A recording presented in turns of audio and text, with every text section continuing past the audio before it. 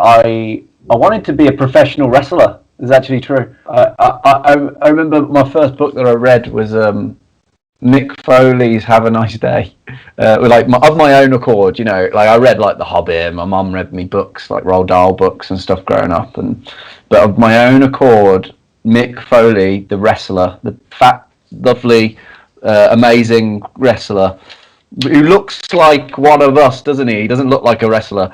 One of us. I don't know what you. Sorry, I don't know, James. You might be ripped as hell. I have no idea. But yeah. So I remember watching him wrestle and reading his book, and he felt like he felt like something you could relate to. And I thought, yeah, I want to be a professional wrestler. And I was obsessed with WWF and WWE now, but at the time, which is ridiculous. And then I over the years, that went into wanting to be a musician. Tried that for quite a while. Did okay, but nothing didn't blow the house down, and yeah, then sort of slowly transitioned into music journalism, and then whatever this is.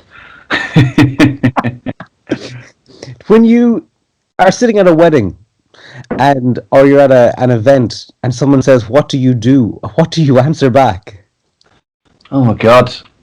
That's a good question. Oh my God, what do I say? It's interesting because it's like, it's always been really hard to explain, especially when you do things online, to sort of say at a wedding. I always place myself as like I was thinking like I'm talking to like a relative of some sort, like an older relative or someone. To someone who's older, it's harder to explain.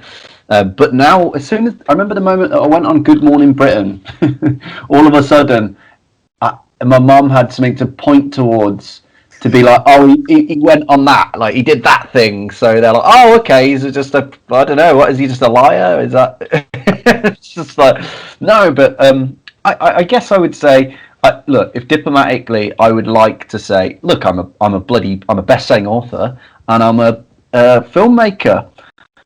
But in reality, I think people often will say, I get called a journalist quite a lot, and I get called, but mostly people call me a prankster, I think.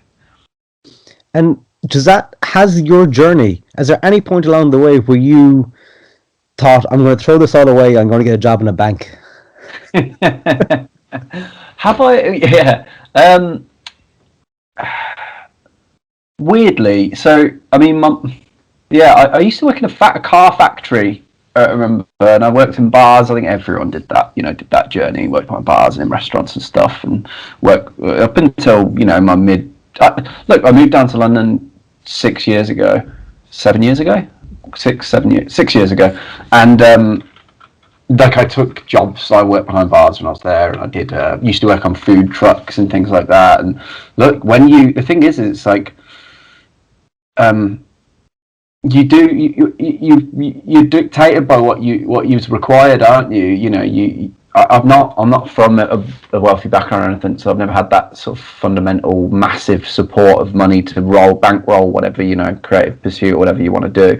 But paradoxically, our parents have given us this kind of obnoxiousness to try and do things. And my mum's worked she was a nurse for decades, and she's a funeral director. She works as a funeral director. But my dad has his own thing. He sells music. He sells old vinyl, secondhand vinyl, and secondhand. And when he was growing up, when we were growing up, he had 3 jobs. He had 6 kids, and neither of my parents had a lot of money, or a lot of money coming in, or parents to support them. So they just worked their asses off. But he also gave us this thing. Like, he had a midpoint in his career where he decided to try and start working in offices, and then eBay came along and it literally changed up. So then we saw him all the time, and he was at home and he built a business from home, and he kind of gave us this obnoxiousness of like, try everything you can to work for yourself. Oh man, that is funny. I always ask people, and I've done 18 of these interviews through COVID with different people who've sold millions of records, people who are Hollywood art dealers, and all types of people from different creative backgrounds. But I've always asked them the one question: was there a point when they thought they have arrived, they've actually broken through? And the interesting answers to all of them, no matter whether they've got multi-platinum in different nations or they have homes in the Hollywood Hills, has always been the same thing. For different people, they did realize it, but they didn't. It was too late. Right. But for you, was there a point when you thought, right, I have actually made it as something, as someone, and I'm proud of who I am, and I'm happy? Well, that's a lovely question. I did actually look into some of the interviews you've done as well. And I thought they were great, and yeah, I found that interesting. I think that I had a big moment where when the shed went viral, I had a run of about 6 months. At the time, I wasn't thinking this, but when I look back, I think, oh, I'm finding my style here. Because I was just doing things I had to write about 3 or 4 articles per month for Vice to make my rent. And after Brexit, I lost my job doing copywriting for Woucher, the Groupon company, the kind of more female angled Groupon company. It can be angled at anyone, but I think that's who they mainly market towards. So I lost my job doing that. They got rid of all their freelancers, and then I at that point I thought, shit, I have to either try and get another copywriting job, or do I just try and just live off Vice? Do I try this, because it's not just Vice, but whoever else would have me. I was working for Shortlist and The Guardian and things like that. It took a while to get that going because but Vice took a shot on me, and thankfully they did. And at that point, I'd been doing stuff for Vice for about 8 months, but not regularly. It was like once a month, once every 2 months. It's basically whenever they got in contact, I would say yes, no matter what the article was, and I was also coming up with my own ideas and pitching them. But so at that point, I kind of came to the thing where I had to be doing these articles, and I think it took me about 18 months maybe of doing that and then when I look back at that time, I get into a rhythm and I start to figure out my style, and I'm like, oh, okay, it really, sometimes those constrictions and the need and the regularity, need the money, helped me figure out what it was I was doing. Anyway, so the shed thing happened, which took 7 months in 2017 and came out at the very end of the year. But when that happened, it was like this absolute storm of craziness. And I remember the morning of going and doing all these interviews, and I'd never been on TV before, and all of a sudden been interviewed on TV before, that kind of thing. But all of a sudden it's happening. What you can do, you've opened the door yourself, or through luck, through whatever, the door has opened. It is ajar. Are you going to walk through? I genuinely had that word with myself. I know people often look back at their lives and try and make things sound more romantic and to make sense than they do. I think that's the way we organise our minds, I feel. When Catfish approached you, did you feel this is actually quite a natural marriage for what you've been working towards throughout your career? And then, because a lot of people are going to be very excited to watch this, and they would have picked you to be the kind of person who would do that, along with maybe Alex from The Circle. Yeah. No, it's really interesting, isn't it? How all of a sudden I started thinking a little bit about this. We don't press at the moment for Catfish. We're going on Sunday brunch on Sunday, and got Sky Breakfast next week, and a few other things. I got a couple of radio interviews later today, and having to organise my thoughts about doing Catfish.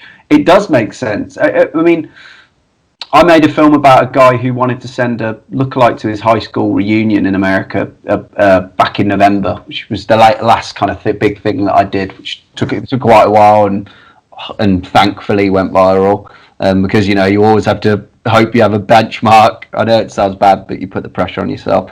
But I remember in that film, I thought, God, what is it about? I love the themes of what is trying to figure out what it is about this moment in particular, which is in society, which is making him feel so inadequate that he can't be himself. And you're like, well, what is that? And then I thought, well, Catfish in a sense is kind of the same sort of question, isn't it? You're trying to figure, and then also, I mean, just the levels of sophistication that one can use I mean, in the first, I won't kind of ruin it, but in the first episode, it could have been made 8-10 years ago. It's an extremely modern way to deceive someone. It's unbelievable. I would have fallen for it 100%. And yeah, so a marriage kind of, did it all make sense to me? Yeah, I mean, at first I was immediately, I must say, I've been offered TV presenting gigs in the past, and I've always been a little bit cautious because I've always been obsessed with this kind of idea of having ownership over the things I do. But I feel like now at this moment in particular, I feel like I talked to you about that year when I was figuring myself out. I feel like everyone needs to continually be in that mindset almost about what their next steps are. And I've got into this habit where I take ages to produce projects, and I sometimes don't feel that that's that healthy.